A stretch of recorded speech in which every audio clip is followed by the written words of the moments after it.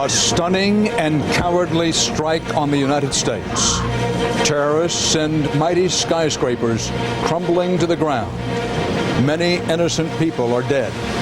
The president vows the killers will pay for this attack on America.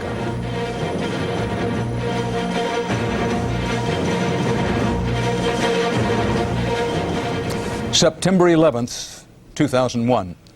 You will remember this day as long as you live. Good evening again. This is CBS News continuing coverage of the attack on America. A series of coordinated terror strikes today at this country, its people, our freedom.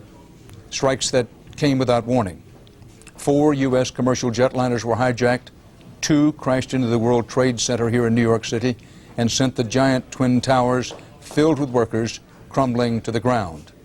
A 3rd hijacked airliner slammed into the seat of American military power, the Pentagon. The 4th hijacked airliner, target unknown, but possibly a target intended in or near Washington, went down in southwestern Pennsylvania. Here's what's happening at this hour.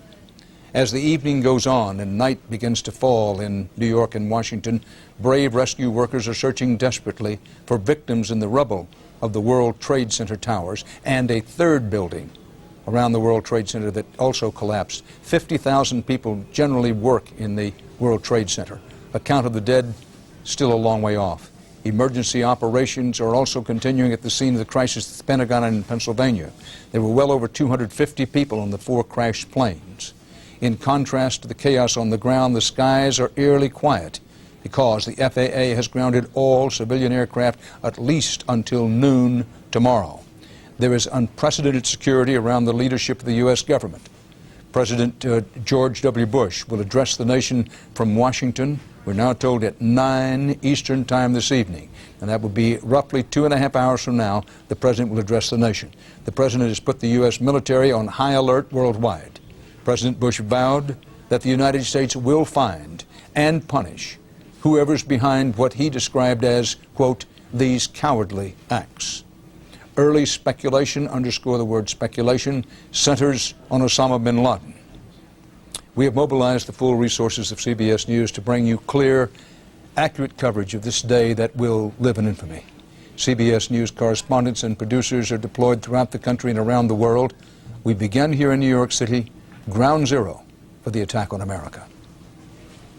This day's horrific events began with the familiar turbine whine of jet engines over New York City, but this Boeing 767 was too low and not in the regular flight pattern.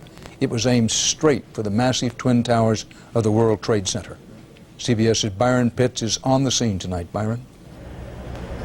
Dan, without exaggeration, this part of Manhattan looks like a battlefield. We have seen blood. We have seen body parts. We have watched people die in front of our eyes. This was terrorism like we in America have never seen before.